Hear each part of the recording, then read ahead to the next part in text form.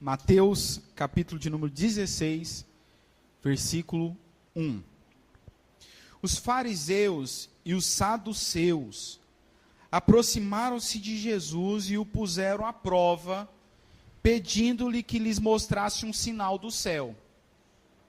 Ele respondeu: quando a tarde vem, vocês dizem, vai fazer bom tempo, porque o céu está avermelhado.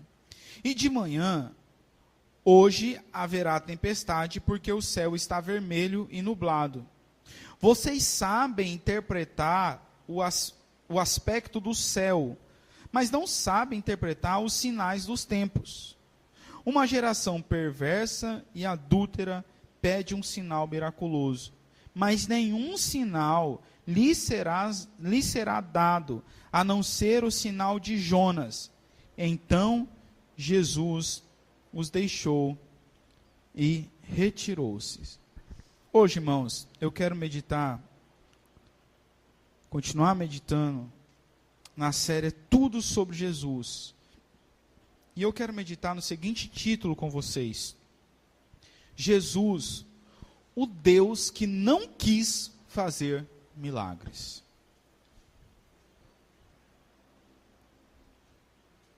O relato que nós lemos, irmãos, começa nos contando que Jesus havia chegado uma vez mais na margem ocidental do Mar da Galileia.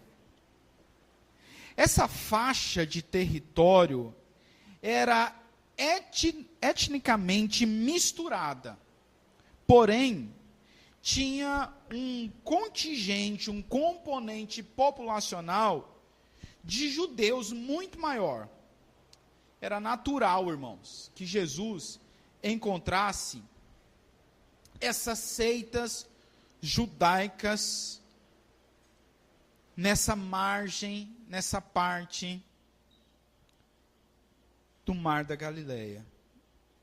Foram os fariseus e os saduceus que se aproximaram de Jesus para colocá-lo à prova.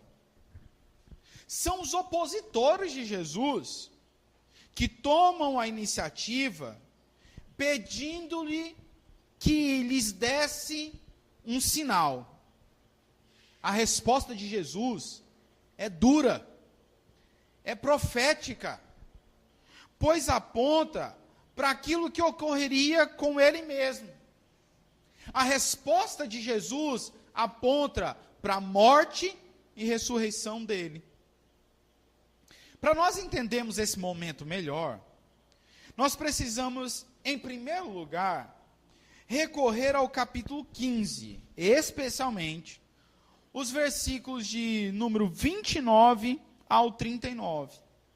E se nós fizermos isso, nós vamos perceber que essa inquirição de fariseus e judeus ocorre logo após Jesus realizar muitos milagres, como a cura de mancos, aleijados, cegos e mudos.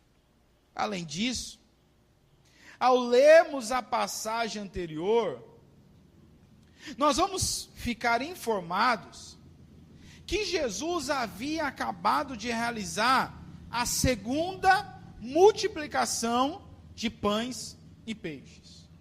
Portanto, Jesus está fazendo uma sequência de milagres, uma sequência de sinais. Para nós entendermos esse momento, em segundo lugar, nós precisamos lembrar que havia necessidade da existência de sinais para comprovação messiânica. Era um requisito dentro da cultura e do ensino judaico, que para se avaliar se um cidadão de fato era o Messias, havia necessidade de que ele realizasse milagres. A existência, irmãos, de falsos cristos sempre ocorreu. Não foram poucos os homens que apareceram em Israel afirmando que eram Messias. Esses falsos cristos prometiam, por exemplo, que eles iam dividir as águas do Jordão, que eles iam derrubar os muros de alguma cidade com a sua palavra. Era um sinal desse tipo, que os fariseus e os saduceus queriam ver. Eles queriam ver um sinal que deslumbrasse os seus olhos. Eles queriam ver um sinal que desafiasse as leis naturais. Um sinal que assombrasse os homens. Em terceiro lugar, nós precisamos entender que essa união entre fariseus e saduceus era uma união improvável. Fariseus e saduceus eram como água e óleo. Essas desavenças entre líderes religiosos e Jesus nunca foram algo anormal no ministério terreno do Messias. O que há de diferença nessa desavença é justamente a união de inimigos. Fariseus e saduceus se unem. Duas seitas judaicas que tradicionalmente se atacavam mutuamente, se unem para se opor a Jesus. Um quarto e último detalhe que nos ajudará a compreender essa passagem é que nós não sabemos ao certo como esses homens sabiam a respeito de Jesus. Nós não sabemos, por exemplo, se eles já estavam acompanhando o Messias. Ou se apenas eles ficaram sabendo dos milagres de Jesus, ou do próprio Jesus, porque eles foram informados sobre isso. O que nós sabemos é que esses homens, e nós podemos deduzir isso ao lermos o texto, que esses homens tinham a intenção de desmoralizar Jesus.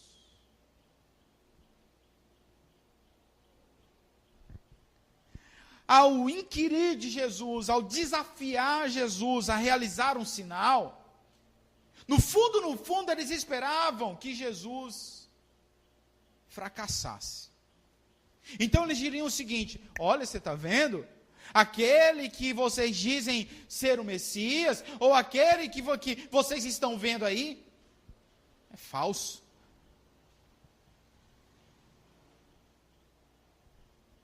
Talvez eles tivessem na mente Moisés. Moisés, para eles, foi aquele que fez descer o pão do céu. Josué, por exemplo, fez parar o sol e a lua. Para não falar dos feitos de Samuel, os feitos de Elias.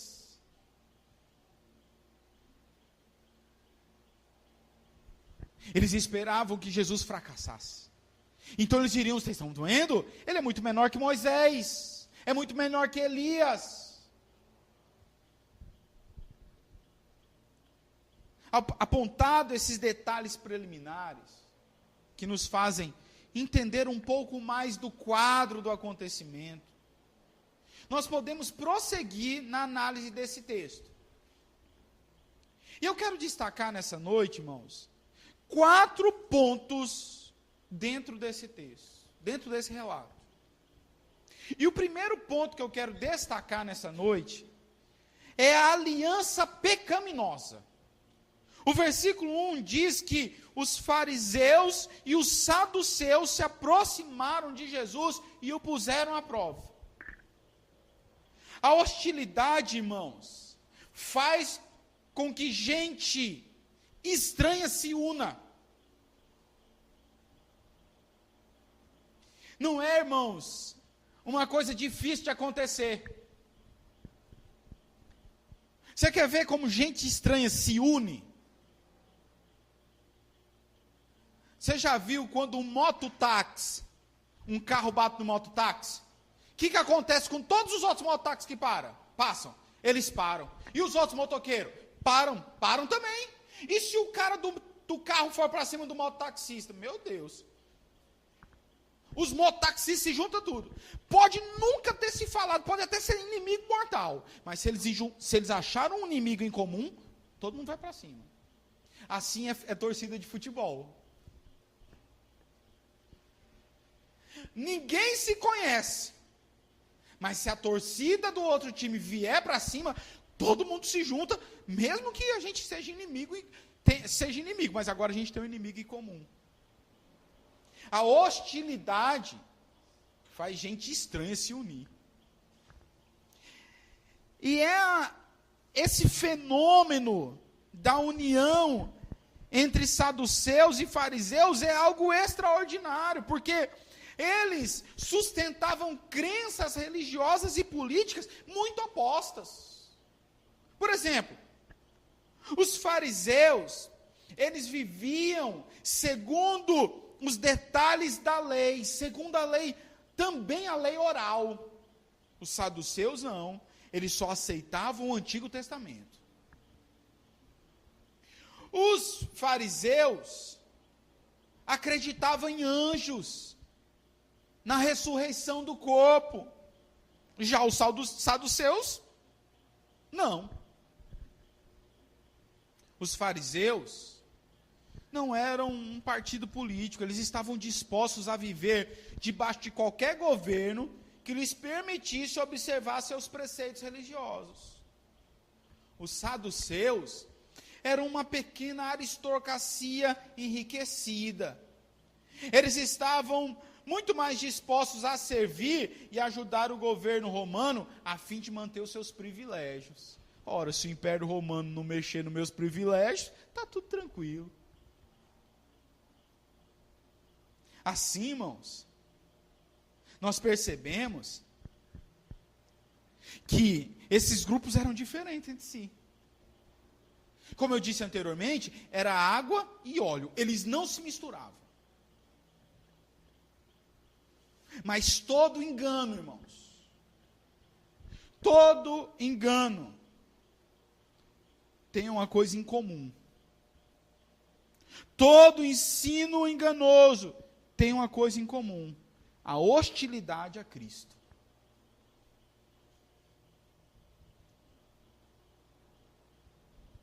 Se você parar para pensar, todas as linhas filosóficas, todas as linhas políticas e econômicas que são contrárias aos ensinos de Cristo, elas têm em comum essa hostilidade a tudo que é cristão. Assim, irmãos, também nós podemos estar certos que em nossas relações interpessoais, em nossa comunhão com Cristo, nós vamos encontrar pessoas que, por mais que sejam diferentes de nós, elas se juntarão a nós, se nós quisermos nos afastar de Cristo. Se você quiser se afastar de Cristo, você vai encontrar alguém para se juntar com você.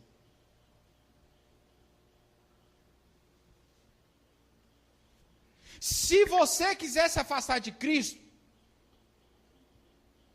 você pode ter certeza que aquela pessoa que você não suporta, aquela pessoa que você fala assim, rapaz, não dá para viver com essa pessoa perto dessa pessoa, se você quiser se afastar de Cristo, ela vai te ajudar.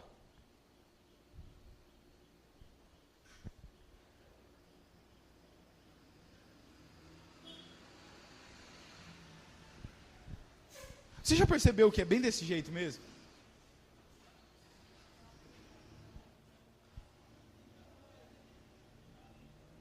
Você já percebeu que pessoas amarguradas com Cristo, que pessoas amarguradas com a comunidade, sempre encontram outras pessoas tão feridas como elas, e elas se juntam? Você já percebeu que as pessoas que ficam amarguradas, feridas contra Cristo, com Cristo, feridas com a comunidade, elas sempre buscam pessoas que também estão feridas. Em vez de buscarem pessoas que estão espiritualmente sadias, para que elas possam ser ajudadas nesse momento de fraqueza, elas procuram e sempre encontram pessoas tão feridas como elas.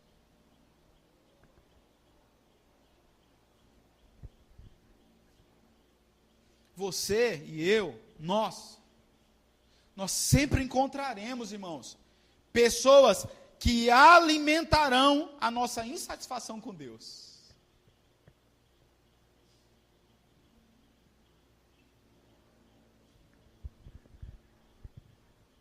É fácil nós encontrarmos pessoas que alimentam essa nossa insatisfação.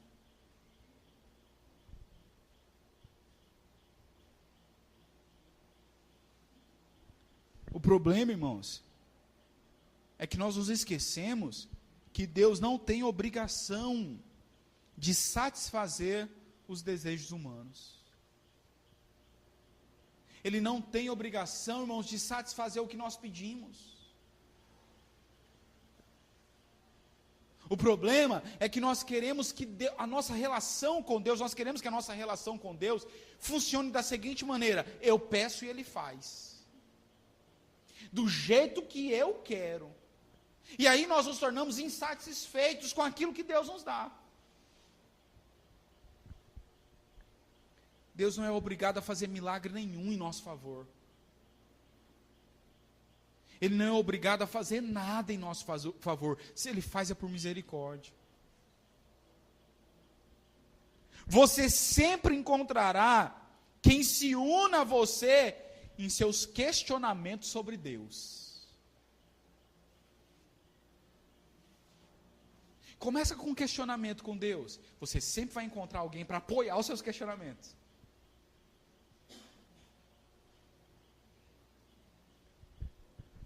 Sabe como acontecem as divisões dentro das igrejas? Começa assim, ó. Uma pessoa fica insatisfeita com o pastor, mas ela não sabe que tem outra pessoa insatisfeita também. Aí ela fica insatisfeita. Quem é que se junta com ela? O outro insatisfeito. Sabe como começam as divisões dentro dos departamentos de uma igreja? É desse jeito. Fica insatisfeita com a liderança, ou fica insatisfeita com uma pessoa do grupo, daquele grupo. Aí, em vez da gente guardar nossa insatisfação para nós, a gente procura alguém tão quanto insatisfeito conosco, para a gente unir as nossas insatisfações. Você já percebeu que na igreja, irmãos, a gente acha que a gente nunca vai ser ferido na igreja? Que a igreja é um local de gente, de rosas sem espinhos. Mas a igreja está mais para um monte de cacto junto. E aí a gente sempre encontra alguém que alimenta a nossa ferida. E a ferida que era desse tamanho, por ser alimentada, por não ser costurada, suturada, ela cresce. Você vai sempre encontrar alguém que vai lhe propor o seguinte: abandona esse Deus e morre. Não muda nada na tua vida. Você diz que é crente, não muda nada na tua vida. É melhor você deixar de ser crente. Não nos faltam, irmãos, companhias desse jeito. E sabe qual que é o nosso grande problema? Que em vez de nós nos afastarmos desse tipo de companhia, nós nos aproximamos ainda mais. Mas há um segundo ponto que eu quero destacar nesse texto. A audácia petulante. Esses homens, inimigos de Jesus, chegam para Jesus e pedem um sinal. Mas quando eu leio esse texto, irmãos, eu eu acho que é muito mais uma exigência do que um pedido.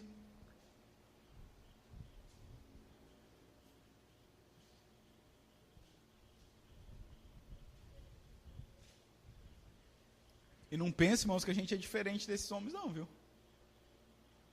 Nós nos portamos como inimigos de Deus, mas nós queremos e exigimos que Ele nos abençoe. Nós somos petulantes, audaciosos. No popular, nós somos folgados.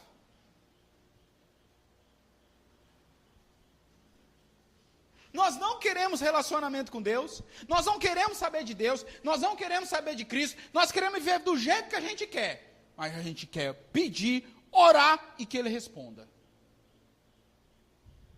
Nós somos petulantes.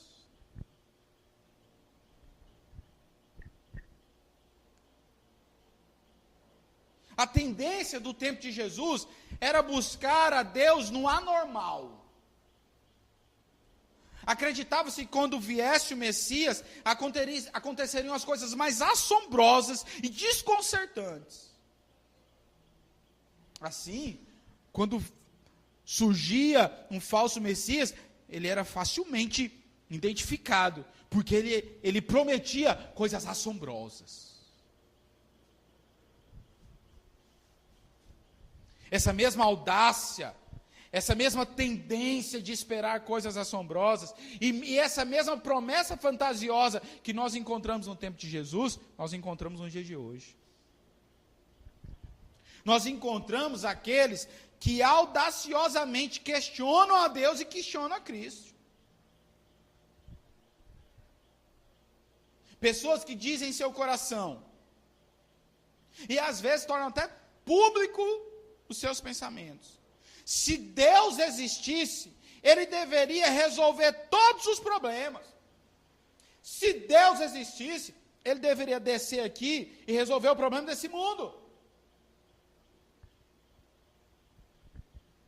Se Cristo nos ama mesmo, por que sofremos? Essa audácia do ser humano é louca, é estúpida. Julgamos ser tão inteligentes, mas nós não compreendemos, irmãos, que a maioria dos nossos sofrimentos são ocasionados por nós mesmos. Tem gente que responde pelos erros lá do passado, responde hoje. Mas errou lá no passado. O problema da humanidade, irmãos, não é um Deus mau que oprime homens bons. O problema da humanidade são homens maus oprimindo outros homens igualmente maus.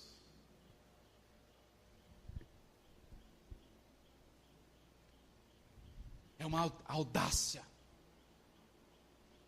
Mas há também essa tendência de procurar a Deus no anormal, no extraordinário. Nós vivemos procurando a Deus no extraordinário. E nós nos esquecemos que Deus opera extraordinariamente naquilo que é ordinário, naquilo que é cotidiano. Você quer ver como a gente busca esse extraordinário em Deus? Nós passamos a semana inteira sem buscar ao Senhor. No domingo nós queremos, irmãos, que Deus se revele a nós. É o extraordinário. E por esperar esse extraordinário, o poder de Deus passa despercebido aos nossos olhos. Pois a maioria das vezes, irmãos, Deus está agindo em nosso favor em coisas cotidianas.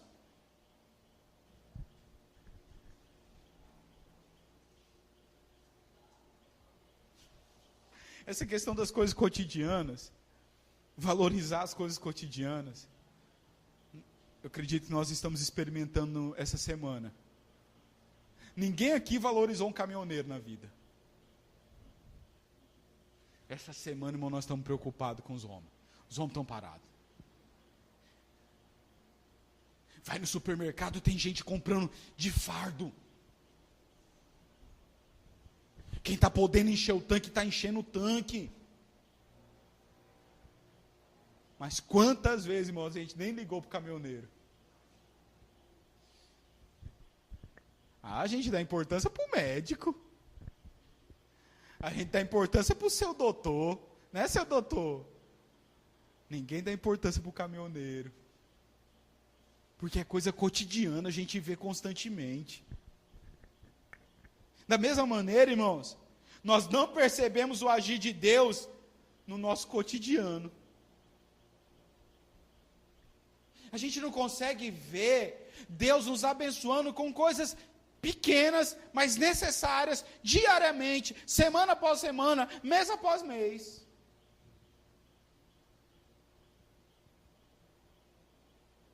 Muitas vezes as pessoas dizem, eu queria que Deus me abençoasse.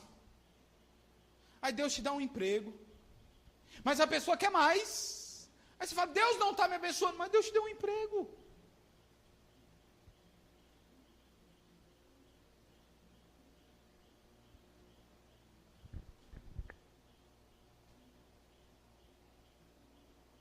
Nós valorizamos, irmãos, tantas coisas extraordinárias, e não valorizamos as coisas ordinárias, as coisas do cotidiano.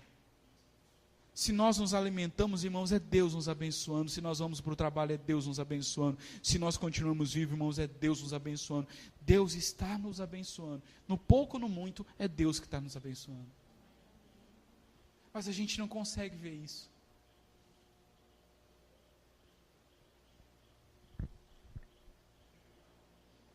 Essa busca, irmãos, pelo extraordinário, faz as pessoas se tornarem presas fáceis, para aqueles que oferecem promessas fantasiosas.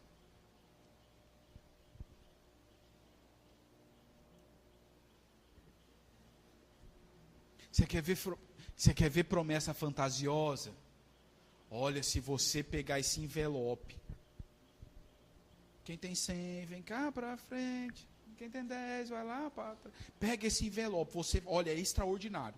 É extraordinário que Deus vai fazer por você. É extraordinário que Deus vai fazer por você. Você vai dar, olha, bota essa oferta aqui nesse envelope, você vai colocar aqui, eu vou subir no monte da Sabiaguaba, eu vou orar por você no monte, vou queimar teus pedidos em cima do monte.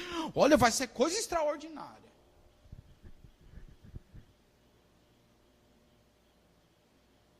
Aí nós somos presas fáceis, porque a gente espera coisas extraordinárias.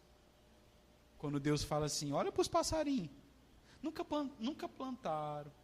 Papa capim nunca plantou, mas também nunca morreu de fome. Deixa ele solto, ver se ele morre de fome. Você nunca viu um passarinho solto morrer de fome? Olha para o pardal. Olha para o lírio do campo, nunca comprou uma roupa para ele. Mas não tem rei que se vista mais bonito.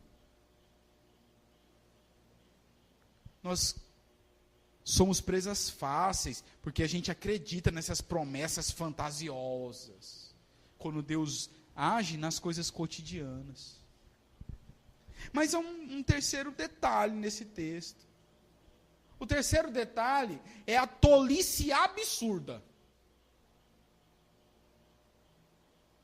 Jesus diz assim, no versículo 2, quando a tarde vem, vocês dizem, vai fazer bom tempo porque o céu está vermelho, e de manhã, hoje haverá tempestade porque o céu está vermelho e nublado. Vocês sabem interpretar o aspecto do céu, mas não sabem interpretar os sinais do tempo. Os líderes judeus pediram-lhe que ele mostrasse um sinal do céu. O que mostra que eles não estavam satisfeitos com os sinais que Jesus já havia feito. Já tinha curado, já tinha multiplicado pães e peixes, mas isso não era suficiente. Eles rejeitaram essas curas como provas de que ele era o Messias. Então eles exigiram um sinal espetacular do céu, uma coisa de outro mundo, como prova que ele realmente era quem afirmava ser. Jesus mostra a tolice absurda desses homens ao censurá-los, pois eles prestam atenção muito mais nas condições climáticas, que estão em constante oscilação, do que aos eventos que introduzem uma mudança histórica transcendental.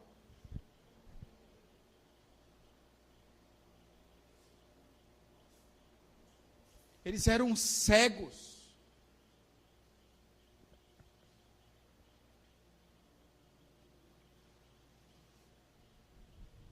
Eles estavam presos a coisas não essenciais.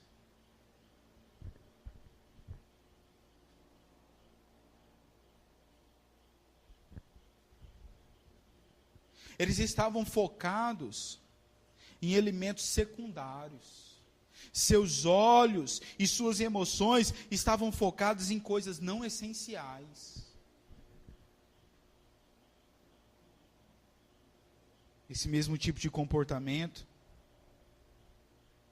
pode ser observado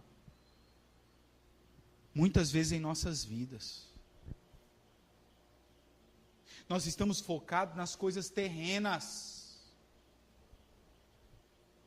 nas coisas passageiras. Nós nos esquecemos das coisas eternas.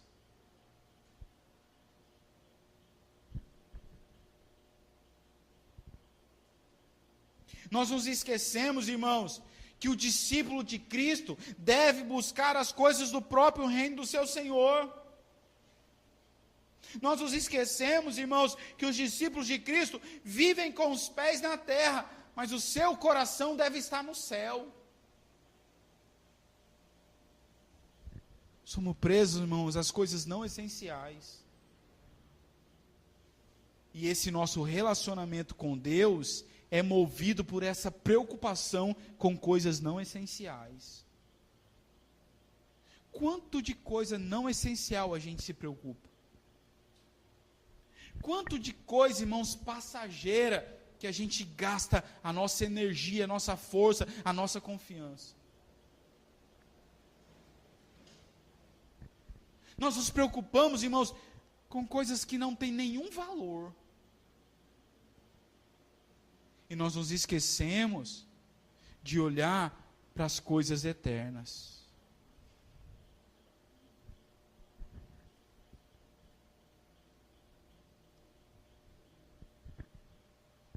É uma tolice daqueles homens. Eles sabem analisar o tempo, mas eles não conseguem observar quem está na frente deles.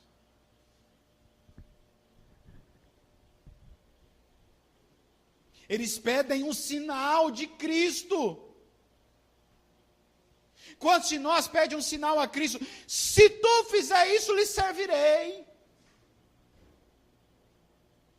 Se Jesus tu fazer desse jeito, eu serei teu discípulo.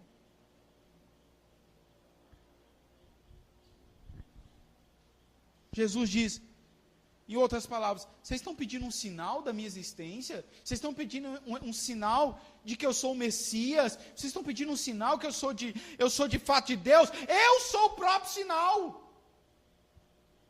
Vocês não enxergam, eu estou na frente de vocês.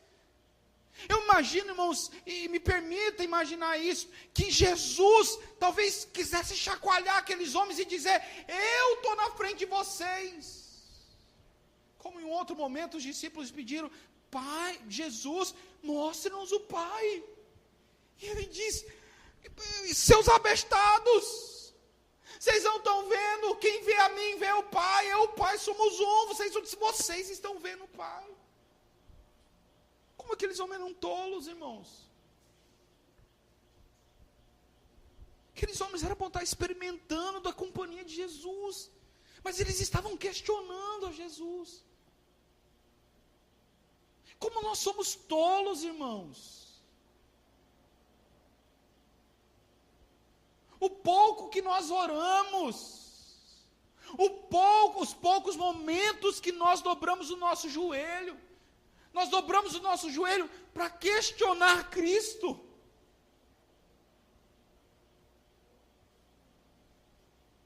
Nós questionamos porque Cristo nos permite passar por certas circunstâncias. Em vez, irmãos, de nos deliciarmos com a comunhão de Cristo no meio dessas circunstâncias. Somos tão tolos, irmãos. Vivemos pedindo um sinal a Deus. Dai-me um sinal. Oh, meu Pai. Tão preocupados com coisas terrenas, irmãos, passageiras. Tu morre, tu não leva nada.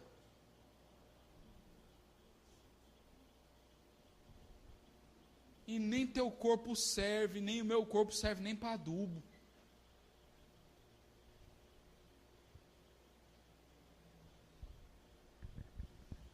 Quando os nossos olhos deveriam estar focados no eterno que está à nossa frente.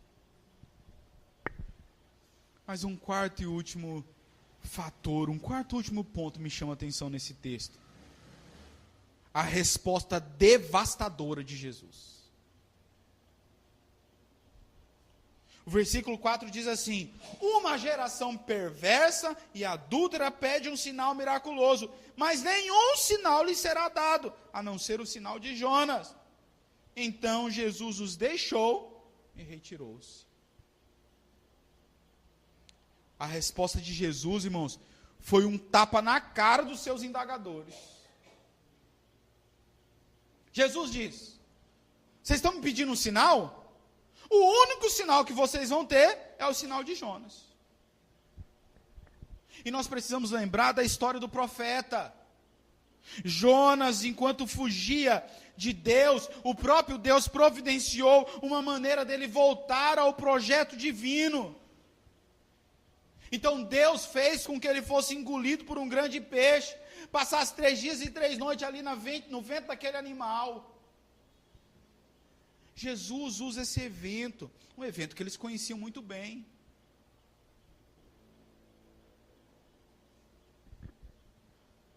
Ele usa esse evento como referência.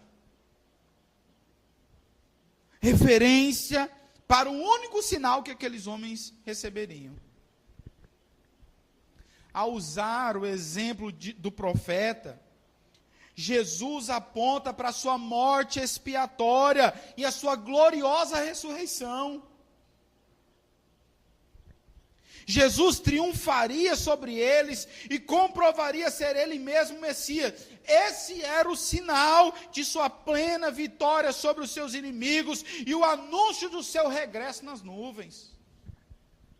Que grandioso sinal é esse? Sabe por que esse sinal é grandioso? Porque os fariseus viviam constantemente planejando a morte de Jesus. Sabe o que Jesus está dizendo? Embora vocês planejem a minha morte, eu vencerei a morte que vocês orquestram para mim. Os saduceus não criam em ressurreição. Jesus está dizendo: vocês estão errados. Eu mesmo ressuscitarei. E vocês vão acabar de vez com essa teologia de vocês.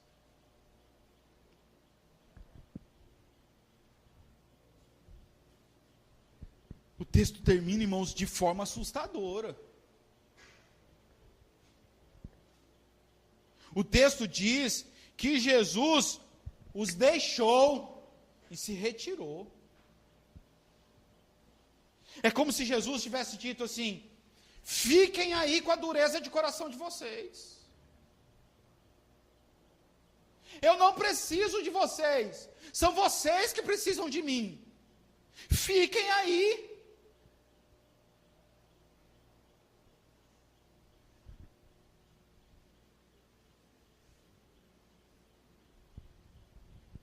aqueles homens continuariam a ser homens perversos e adúlteros. É assim que Jesus os denomina. E olha, irmãos, que aqueles homens, eles eram religiosos. Eles tinham as crenças deles.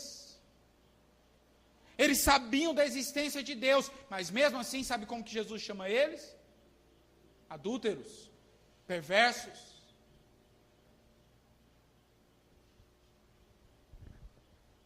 E nós, irmãos?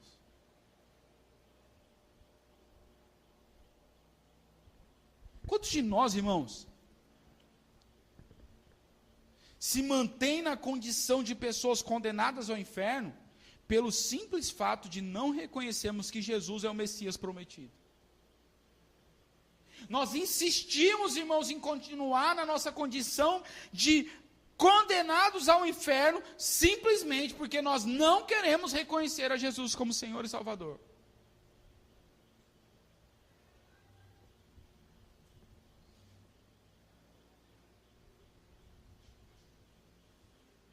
A nossa dureza de coração não nos impede de mudar de comportamento, de atitude. O nosso orgulho bobo, a nossa soberba besta, está nos levando ao inferno porque nós não queremos reconhecer simplesmente que nós estávamos errados.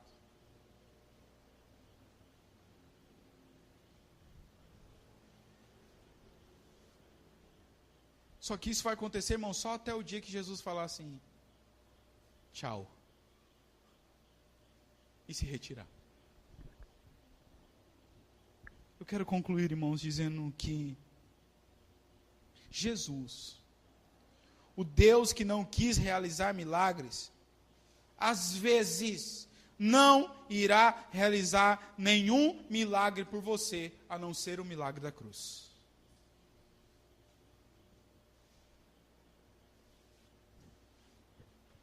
Não adianta você dizer assim, se te servirei, se tu mudar a minha sorte, se tu me abençoar, se tu fazer isso, A resposta de Jesus para você é: o milagre que eu te dou é o milagre da cruz.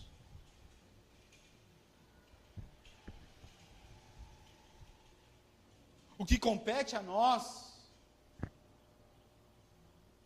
é fugirmos de toda aliança pecaminosa, pois sempre nós encontraremos aqueles que se juntarão para nos levar para longe de Cristo.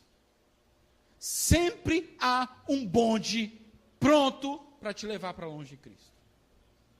Sempre há um grupo de pessoas pronto para te levar para longe de Cristo. Mas esse mesmo grupo de pessoas que te leva para longe de Cristo não te dá a mão quando tu está afundado no poço.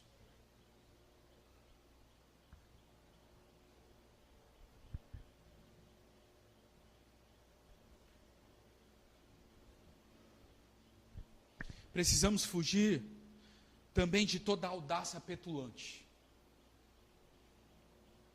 A audácia petulante é própria da corrupção de nossa alma.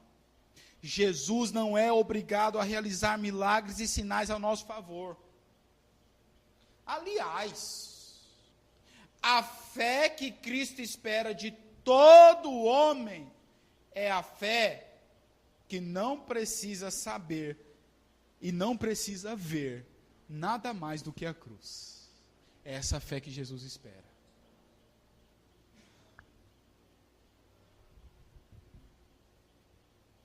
Nós não podemos ser absurdamente tolos, ao ponto, irmãos, de distinguirmos todas as coisas, de entendermos sobre tantos assuntos, e não sermos capazes de observar os feitos diários de Jesus por nós.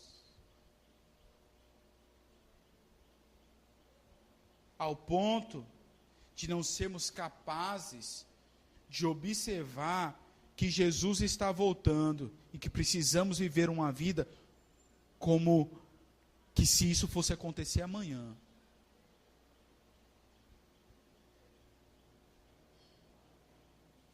Precisamos estar atentos a nós mesmos. precisamos estar atentos para que nós não recebamos uma resposta devastadora de Jesus.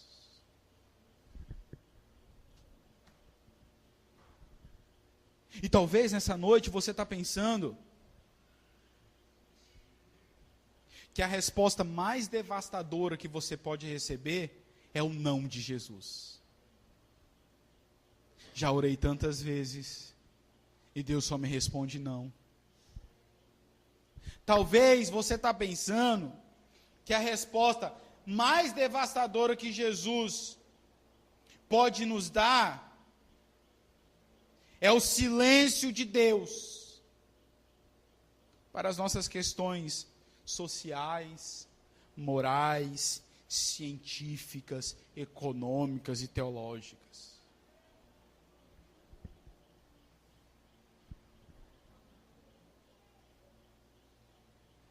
A resposta mais devastadora de Jesus que podemos receber será naquele grande dia em que nós nos apresentaremos a Ele. E todos nós vamos nos apresentar perante Ele.